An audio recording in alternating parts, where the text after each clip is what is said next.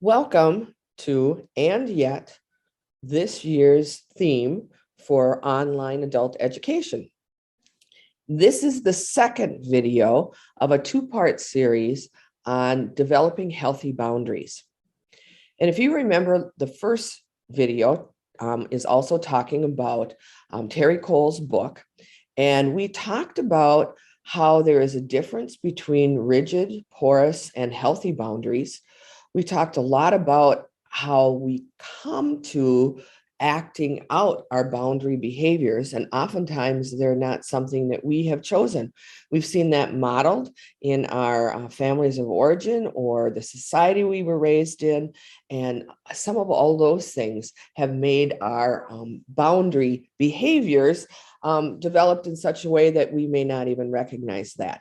And so we took a look at, how it is that you actually deal with boundaries and how do you deal with boundaries of others, and seeing where we came from. So this video today is we are talking about how it is that we can create a new normal.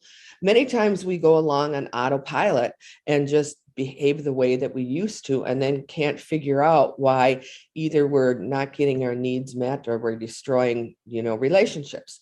So one of the things that you have to do is to make a commitment to create a new way of behaving that may be more beneficial for you and also for others. So the first thing that we need to take a look at is the fact that we actually can change.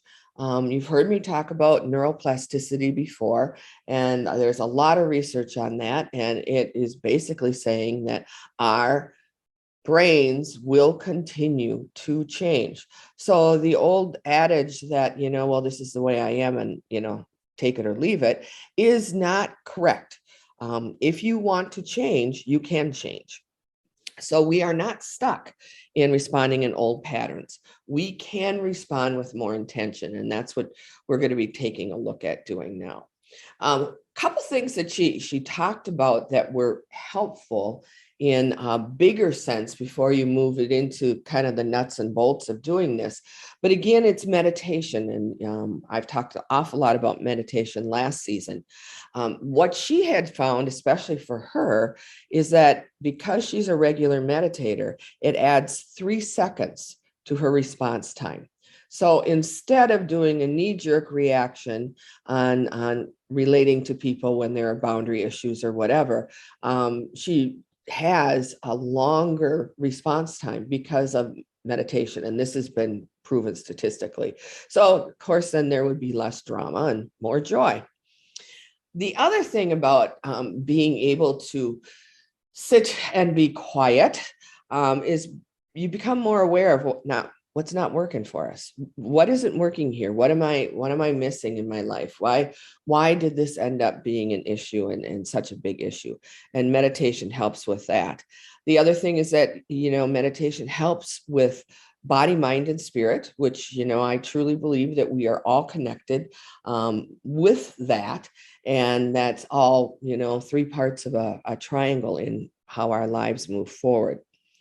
So the next thing she talks about then is tapping into body wisdom.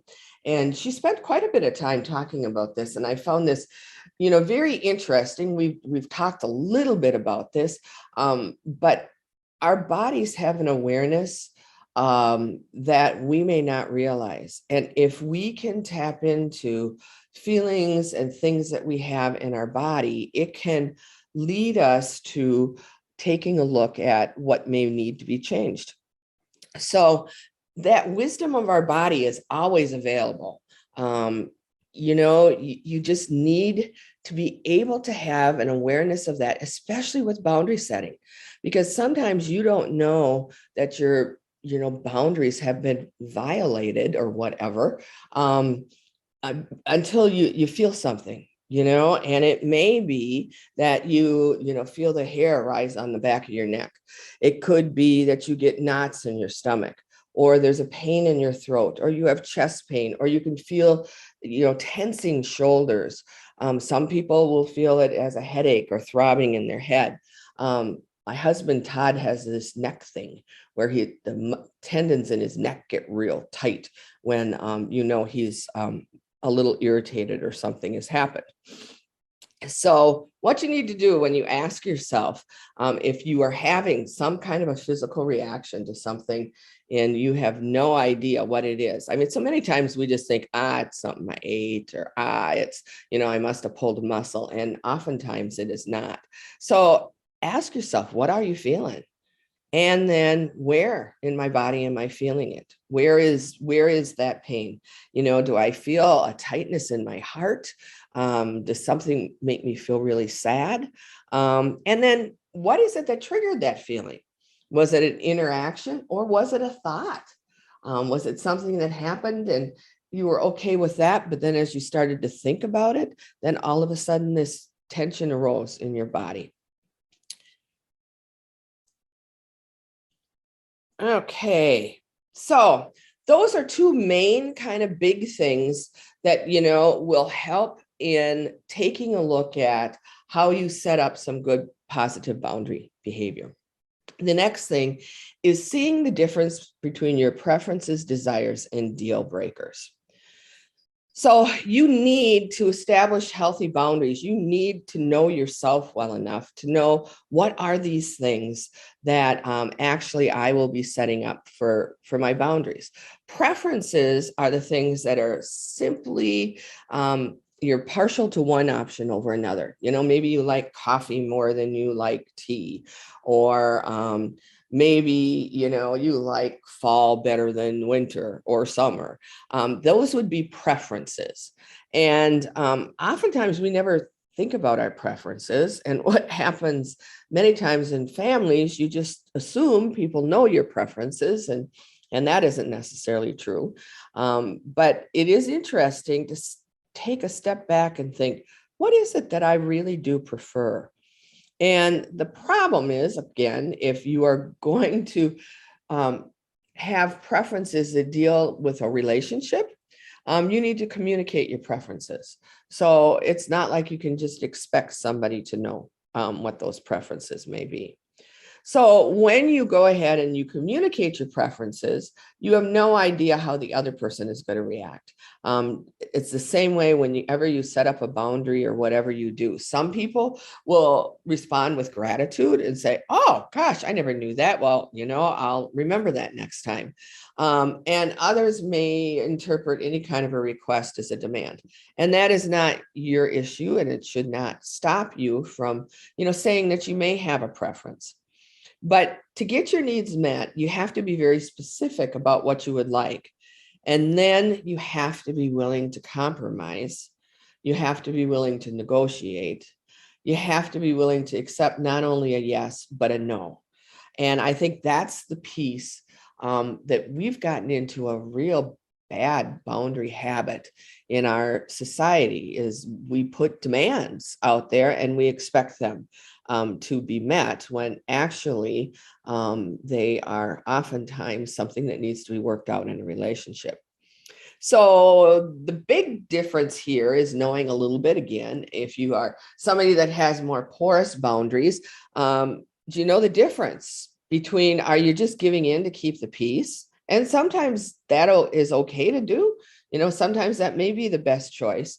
But otherwise, are you making a concession that feels healthy?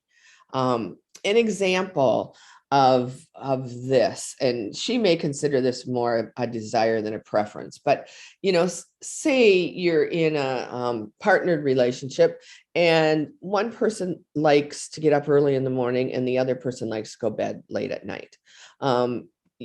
Sometimes that is a pretty big preference because that's how you kind of live your life. Well, to come together and then talk about what could we do, how could we work this out, and how do we make a compromise with this?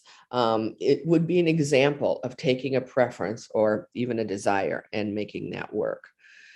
So what she says is that desires are kind of higher up the ladder than preferences. They would be things that are really strong wishes that you want. And so getting clear on your desires is actually an act of self-respect.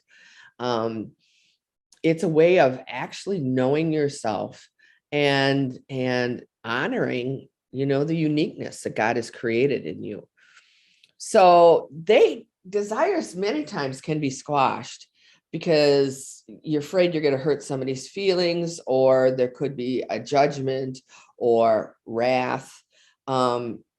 She talked and gave an example of a couple where a lot of the way they functioned dealt with food, and they liked to have meals together and do this. But then when the wife decided that she wanted to take better care of her health and started to watch what she was eating, there was an issue because this isn't how they normally had worked and worked out. And so she had to be able to express that she had the desire to eat healthier, be healthier, lose weight, and that she, would like her husband to either join her or at least respect her on that. And so that couple worked that out. So, but she was real hesitant to try to do that because she didn't want to hurt his feelings, because he would keep making her these nice, wonderful desserts, and it was an expression of love in their relationship. Deal breakers. These are the ones where, it's kind of like, if this is the way this relationship's going to be, and the boundaries aren't going to be, honored, then it can become a deal breaker where all of a sudden you don't see that person anymore. So they're basically non-negotiable boundaries. And it could be anything from, whether somebody wants to have children or not, if you're looking into getting married, political or religious affiliation, a life vision. It can be, deal breakers are also very personal. And so it may not be that anybody else understands your deal breaker. She was the author of the book, was in a relationship with a man that they got along extremely well. They had lots of fun together, but she was really active and liked to work out, and he was a couch potato. And for her, that was a deal breaker. She, ended that relationship because what she really wanted was for somebody to go ahead and, go to the gym with her and go and do those kinds of things. Somebody else might have said, okay, well, fine, I'll do that on my own. And it wouldn't be a deal breaker for them. So deal breakers, again, are things that are also very personal. Little bit again about demands. Demands do not generally have a place in healthy relationships. Making demands of others kills cooperation and collaboration. And again, I have a fear about how our society is moving in the way of setting up demands and having also very rigid boundaries. All right, here are the 3 R's. If you are going to express yourself on setting up a boundary, or if you're going to navigate a conflict, you need to take a look at you first. So you need to recognize, what is it that's not working for you? And how do you feel in your body? Is there something that triggered this so that you know that this is, how this is not working for you? And then here's the thing that's hard. This is the other thing that we seem to be moving into, where we blame the other person. And the truth is it's never the other person's issue. It is your issue. Nobody can make you mad. Nobody can make you sad, and nobody can make you angry. You can be in a situation where you feel those things, but the truth is, you need to stay on your side of the street, what it is that's going on with you. Then the next thing you do is you release that emotion and that physical feeling, and you let go if there's any kind of limiting belief or an old behavioral pattern. And I'll give you an example of this in just a second.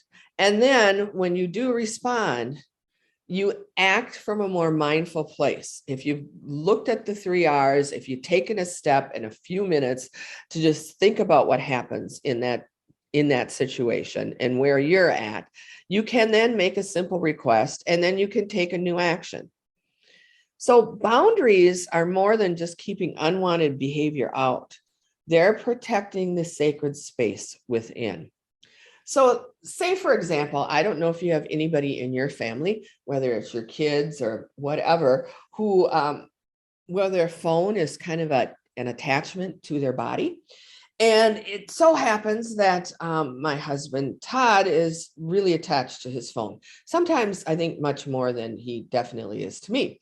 So this has caused a little bit of an issue.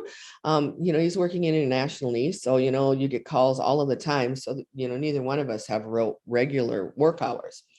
But I was finding that when I was talking to him, and if it was something that was important, and I wasn't just talking to talk, I would start to feel tight in my body, and then I'd get angry. And it was because every time I looked at him, he was looking at his phone. So we went ahead, as I recognized that this wasn't working for me, and that this was my issue, because of course he was really feeling and believing that he could do two things at once, which I know after this many years that he can't. And so I just said to him that, you know what, I really need to feel like you're listening to me on some things. And when it is something that's important, I would like you to put your phone down, and so that we can have a conversation and move along that way. And he readily agreed. Now, again, there's times that then you have to remind somebody of those kinds of things as well. But that would be an example. I didn't, attack him because of, his pattern of working with the phone. And if he was with somebody or texting somebody doing something for work, it would, he had the right to say, well, I can't talk right now, but let's do that later. So that's a very simple kind of thing, but it would show a little bit how you can use this model. So what we are really looking at is moving away from being reactive to proactive. A reactive response in the above story that I told you would be to let that go on for a period of time, and then all of a sudden I would just blow and be unbelievably angry and upset, and feel like I didn't count because he was never paying attention when I was trying to tell him something. And that is not helpful. That's not helpful in a relationship. So we're really looking at how it is you can be a little bit more proactive in what you're doing. Unspoken boundary agreements, those are really interesting because they often show up in families. They can also show up in work situations where people have worked together for a long time, friendship groups or whatever. And what that is that there is a boundary out there that nobody talks about, but everybody kind of knows what it is. And sometimes it can be in a family, it could be a domineering parent or a sibling, and it can be the boundary can be attempt to have control over that. Making assumptions about others is often what drives these silent agreements. Well, you know what? You really can't say that to so-and-so because everything hurts her feelings. Well, that may or may not be true. But that's how unspoken boundary agreements end up happening. So as you take a look at that and take a look at how we're looking at changing behavior, she had this quote that I really liked because it applies to so many things. It applies to our lives with COVID. It applies to our lives at Augustana with all of the changes. And everything that is different. And when you start looking at changing your behavior as well, it can be a little uncomfortable. But this was the quote that said, change is like breath. It isn't part of the process. It is the process. So change, again, is something that continues to happen, and we may not want it to. But if you learn to embrace the unknown, then there can be tons of possibilities. And I thought that was a real appropriate quote for what we're going through at Augustana. We need to be aware that when we fear change, we tend to hold tight to our old familiar behaviors, even when they're not aligned with achieving our desired outcomes. So you want to hang on to something that feels familiar. And we're seeing that a lot from people at Augustana.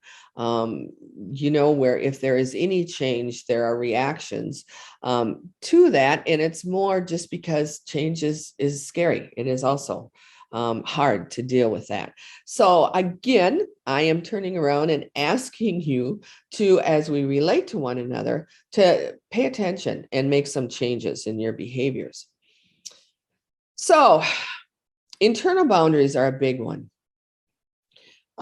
They are based not only on your self-knowledge, but they are the limits that you place on your experiences and also your feelings that you allow within yourself. They directly relate to the health of your relationship with yourself. So, I mean, we all know about, New Year's resolutions, and, we say we're going to do this and we don't follow through. And most of the time that's because, they're not realistic. So there are times that, yes, we let ourselves down and don't follow through. But then there are other times, if we are very intentional and know why we are doing what we are doing, they can be very, very helpful and feel really good to be able to honor your boundaries. A recent example for me is that a number of you know that I've been dealing with a very strange kind of illness, and I've had a ton of different scary tests. And at one point, I heard from a nurse a very scary diagnosis, which I hadn't heard from any of the other specialists that I had gone to. And so I knew that I was having another appointment with my internist. So I decided that I was going to ignore what this nurse said, which meant I was not going to go to Dr. Google and look up everything that illness was. And anytime I started to think about it, I was just going to say, well, if this is true, I'll deal with it later. I'm not dealing with it now and ruining any more of my life being worried about this. Well, luckily, and I got to tell you, I kept trying to go to Dr. Google at times and would just force myself not to. And I'm really glad that I did, because it was a false diagnosis. And so I was proud of myself for being held to that, that what I had set up. And in the end, if it would have been, that's what the diagnosis was, then you would deal with it. But that way I didn't waste that extra time.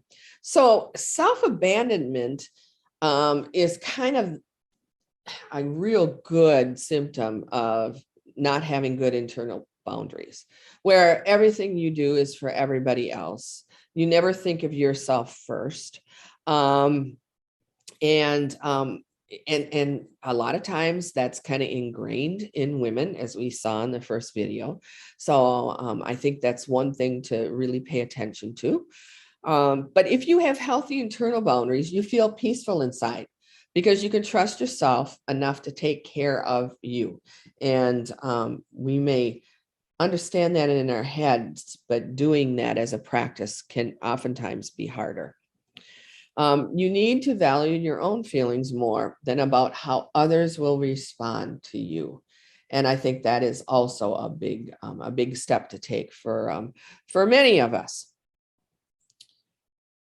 All right. You, as you're taking a look at putting together a plan for how you want to deal with boundaries, you have to, first of all, be very specific about your boundaries. Take stock of yourself. What is on your side of the street? And are you dealing with the current situation? Because you always have to take a look back at, is this situation something that, maybe happened before? Is this, talking to my boss, who has a tendency to be, authoritarian, make me feel like the, kid when my dad was talking to me, because he was similar? And then taking a really strong look, is this my issue? We really struggle with that concept, I think, in our society, with what is ours to carry and what is somebody else's. And I think that just paying attention to that part is very important. Focus on a positive outcome. Of course, being positive always works better than being negative. And then you need to use very direct language. Sometimes it will help if it's somebody that you're going to be talking to, when you're going to do that is to run through what you may say in your head. But always say what you are feeling. And you don't have to convince the other person that, it's okay to feel that way. You don't have to apologize for your feelings. And then you simply state that issue. You state your feelings, you make a simple request, and you suggest an agreement. So she gave an example of a situation where you had, two sisters that were living, not together, and yet they would borrow each other's clothes. And so they had keys, to their apartment. Well, they had set up some boundaries of, if you're going to take something, make sure that you let me know. Well, the one sister didn't do that. And so, again, they had to be very specific and say, you know what, it's okay if you come in and you borrow this, but if you're going to take any of my clothes, I would like to know what you're taking ahead of time, because there are some things that I don't want to borrow to you. And so again, that is a simple request that deals with your property, your things. So oftentimes, if you are just reacting to a situation, you're not clear, because you're not clear on what you're thinking or what you're feeling, and you're not clear about your request, or even if your request is going to be reasonable. And then finally, always express gratitude. So you know what, if I say to Todd, I really want to talk to you about this, and he puts his phone down right away, or says when he can do that, you know what, I always say thank you. I really appreciate that he remembered to do that. And so that gratitude goes a long way in relationships. So now we need to talk a little bit about consequences. And some people, if they set up a boundary, they set up a new boundary with somebody, and then they put a consequence. And if you don't do this, this will happen. Well, that usually isn't the best way to deal with something if you're just starting with somebody on setting up some boundaries, and boundaries are new. Because research says we truthfully always only half there. Our mind is wandering someplace else. So even as you're listening to this, you're not only listening to it, maybe 50%. That's why it's important just to say things over and over again. And so when you set up a boundary, a lot of times there's going to be people that are going to be boundary offenders, and just not do that because they didn't remember, they didn't think, they weren't conscious of what they were doing at the minute.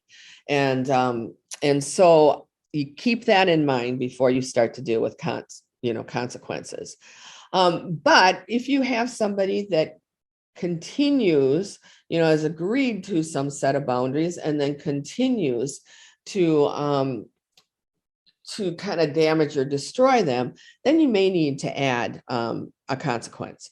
In the example that I did with the sisters, the one sister finally had to say, if you take my clothes without asking me, I will need to take my apartment key back. So that would be a consequence. And oftentimes, pain or discomfort is the driving force behind behavioral change. You have to almost have enough things that bother you or bug you before you're going to make a change. Okay. Oops. Sorry about that. All right. The other thing about consequences, choose your battles wisely. You don't have to have a consequence for absolutely everything. And sometimes it's not worth setting up a consequence in certain situations. So you also have to be willing to accept a compromise. So if you're going to compromise, make sure you keep your mind open on that. But if you do set up consequences, then you have to follow through. It's just like with raising kids. If you don't follow through with your consequences, then all of a sudden setting up those boundaries means absolutely nothing. So consequences would be one of the things. But then you get some people that are actually truly boundary destroyers. And this may be because this is how they learn to get their way. It may be that they don't actually know that they are trouncing all over yours or somebody else's boundaries. Or it may be that they do know and they don't care. So usually, if it's somebody that doesn't care, they really maybe have zero ability to listen and consider your preference, thoughts, or feelings. You know what? They just may not care about you. All they care about is themselves and what they get to get their needs met. So total boundary destroyers can be very contentious, reactive. They can also be deeply sensitive, but they're always usually pretty self-absorbed. They're not concerned about the other. So boundary destroyers will discard your boundaries because they actually feel entitled to your time, to your care, to your attention. You know, I've had people that have been on, heard of people that have been on important phone calls and somebody in the family comes in and interrupts. And I'm not talking about a child that's just learning not to do that, comes and interrupts because they feel that, you know what, they deserve your attention whenever they want it. So these people that are true boundary destroyers actually are very good at manipulating. And, we've heard about manipulating, but there are a variety of ways that people can do this. And so to look at this, you almost have to look at it as if this is done to you. Is this somebody, a boundary destroyer that's destroying your boundaries? All right. But in what ways may you also be a boundary destroyer? When you take a look at some of this with aggressive, authoritarian, abusive behavior, I think we're all kind of on a continuum. And if we don't keep ourselves in check, I think that, we can kind of go to the point where we are being very inappropriate. So here are some manipulation tactics: flipping the script. So they're going to take the focus off of themselves. So if you go to a boundary destroyer and say, hey, listen, we've talked about this, and this is how you treated me, or this is how this was done, they will take the focus off of themselves and go, I'm sorry. I didn't realize you're really very sensitive. Are you okay? Is there something that's really bothering you? So they will go ahead and take that off themselves. So they will pretend to make you the object of their concern. And they also will distort what's being said. No, I did not say that, or I was being funny, or, it was just a joke. That's all flipping the script. Gaslighting is similar. But what gaslighting does more so than just flipping the script is that it's very targeted to put doubt in your mind in order to maintain control. So there can be persistent denial of the boundary, misdirection, contradiction, and lying, which makes the targeted person question their sanity. It would be more like, again, why are you seem to be so sensitive to this? No, that is not how I responded. And I was just discussing this with you, or I was just stating my preferences. Well, you know what? If you're going to do that, it has to also be in a very appropriate way. And gaslighting is done a lot more than what we think it is. And I think I used the example in the first video about the parents that had a World War III type of argument. And when the little girl went and, said, Mom, what was that all about? The mom did gaslighting. She said, what do you mean? We were just discussing. You have such an imagination. So that would be an example, again, of a gaslighting. Another manipulation tactic is just totally rejecting your feelings. So somebody who's crying or upset or even angry. Those kinds of things are not allowed. You know what? I'm not going to talk to you if you're crying. Get a hold of yourself. All right. And I think there's a difference here, though, if you're talking about very angry, abusive behavior. That is one where to protect yourself, you can say, you know what? Let's have this conversation at a time when you're a little bit calmer, because you know what? I'm not liking, how you're calling me names or what this is. So that would be another thing. Sometimes money is definitely used as control, whether that is in families or in jobs or businesses or whatever. It can be a manipulation. And then there is also acting. So acting as if you're needy or helpless to get your way. Many times that is a manipulation technique. Oh, you're so good at this. I really can't do that as well as you. That's manipulation. All right. And again, this is subtle. We can all use this sense of manipulation in a way to get what we want. And we may do it when we don't even know. Now, nobody would argue with the fact that fixing things, especially mechanical things or whatever, is my expertise. But I do and have acted helpless on some of those things when I've had workers come in, just to make sure that they, really do help me out, because sometimes that isn't always the case. So I will admit that I will also do those manipulations. I try not to, but that is a thing that many people will do. Anger is another thing. Sometimes there's people that will just use their anger to get what they want. If they're angry, if they're forceful, if they are demanding, they get what they want, and that's what they're going to continue to do. And again, that does not, that isn't a Christian behavior. I'm sorry. We never saw Jesus do that. And so again, using anger to get your way is not a good thing. So they just wear somebody down. The other thing is peer pressure. Sometimes, it's like, well, I've talked to other members of your family and everybody agrees with me, or all of, our friends agree that this, that, and the other thing. And she was an example of a young couple that just had started dating. And the woman had said, I have no desire to be in a sexual relationship, for a number of months or whatever it was.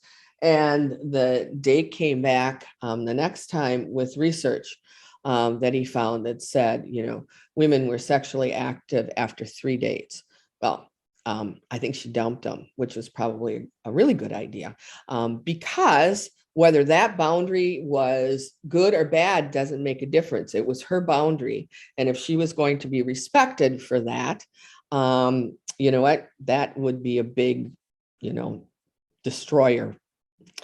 Okay, we've kind of taken a big, broad view on not only, looking at boundaries and how we set those up and how we treat other people. And so I truly do believe that we learn to be Christians through relationships. And we often either don't know how to do something, or we choose not to relate to others and ourselves in very healthy ways. And so that is why so many times I am teaching things that I see where faith meets life. We always hear that, oh, yeah, well, you go to church and what a bunch of hypocrites. Well, problem is that it's not necessarily that people are hypocrites. It can be that people do not have the skills, to live their faith. Or it may be that they're choosing not to because it bumps up against what our reality of our world is. So setting boundaries, as we've seen, is a much more intricate process than many people believe. You have to know and respect yourself. And you have to honor and respect others and their boundaries, whether you agree with them or not. And so I hope that this has been helpful in some ways for you. Again, if you would like to be part of a Zoom discussion where you're having on this boundary stuff, we're having it on November 2nd, 6:30 to 7:30. So just for an hour, you can go ahead and email me at secardwell@augustana.com to be put on the list, and I will send you a Zoom invitation. And then we can, talk about some of the points with this. This actually ends the discussion on healthy boundaries. And then in November, we will be talking about Brian McLaren's book, Faith After Doubt, and we will be taking a look at some of his ideas on faith development, which is I found the book very, very interesting. So I hope you guys have a good week, and we will see you soon. Thank you.